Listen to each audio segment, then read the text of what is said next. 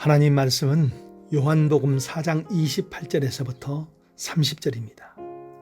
여자가 물동이를 버려두고 동네로 들어가서 사람들에게 이르되 내가 행한 모든 일을 내게 말한 사람을 와서 보라. 이는 그리스도가 아니냐 하니 그들이 동네에서 나와 예수께로 오더라.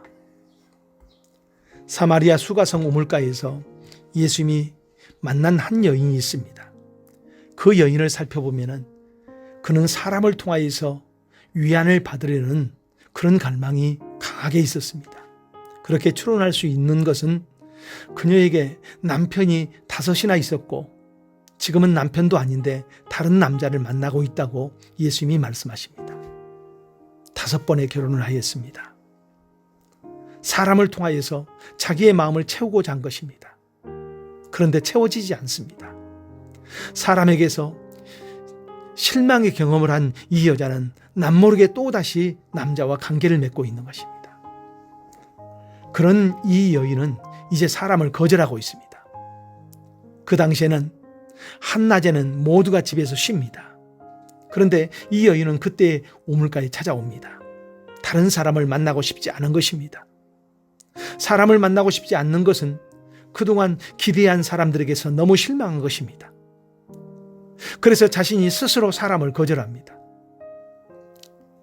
이 여인이 겪는 이 2가지의 갈등은 오늘날의 현대인들도 여전히 갖고 있습니다. 사람을 통하여서 인생의 의미를 찾고자 합니다. 그런데 그렇게 간절히 찾은 만큼 실망을 합니다. 그래서 요즘 젊은이들이 결혼을 하지 않고 혼자 살겠다고 비혼주의에 영향을 끼치고 있습니다.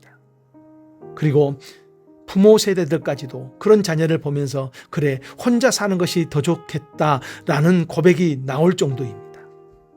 너무나 안타까운 현실입니다. 사람에게 상처를 받고 그래서 환멸을 느낀 이 여인이 사람들을 찾아 달려갑니다. 여자가 물동이를 버려두고 동네로 들어가서 사람들에게 이르되 28절에는 이렇게 증거합니다.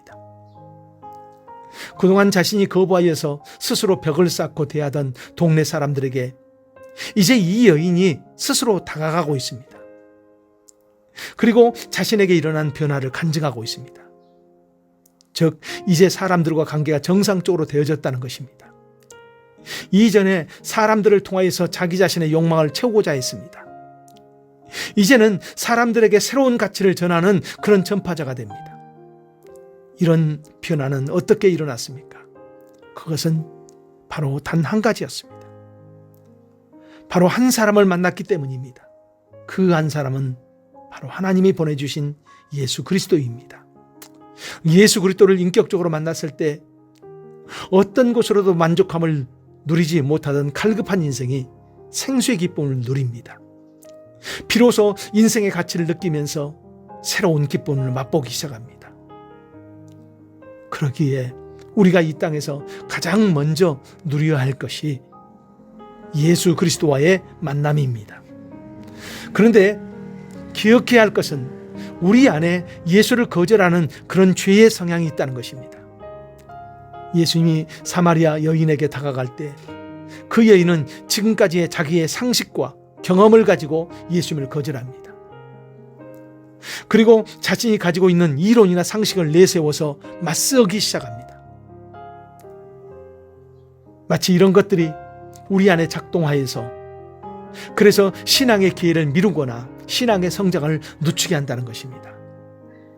고린도후서 10장 4절에는 이런 것들이 우리 안에서 이론화되고 교만화되어서 견고한 진으로 자리잡아 신앙을 가로막는다고 합니다. 이런 것을 다 내려놓고 모든 생각을 사로잡아 그리스도에게 복종시켜야 한다고 성경은 분명히 말씀합니다. 사마리아 수가성 여인이 자기의 이론과 교만이 예수님의 말씀 앞에 무너집니다. 그 여인은 그때서야 비로소 새로운 생명으로서 기쁨과 환희의 삶으로 전환되어집니다. 다른 사람들에게 달려가서 이 기쁜 인생의 가치를 전하지 않고서는 견딜 수 없는 위대한 변화가 그 안에 있게 된 것입니다. 우리도 이 삶을 살아야 합니다. 그렇게 살 수가 있습니다. 그러기 위해서 예수님 앞에 오늘 또 겸손히 나아가십시오. 그리고 그분을 구하십시오. 기도합니다. 하나님, 사람을 보며 세상을 볼 땐 만족함이 없습니다. 내 마음이 채워지지 않습니다. 이제 이런 우리의 마음을 생수의 근원이신 예수님을 바라보고 살게 하옵소서. 예수님 이름으로 기도합니다. 아멘.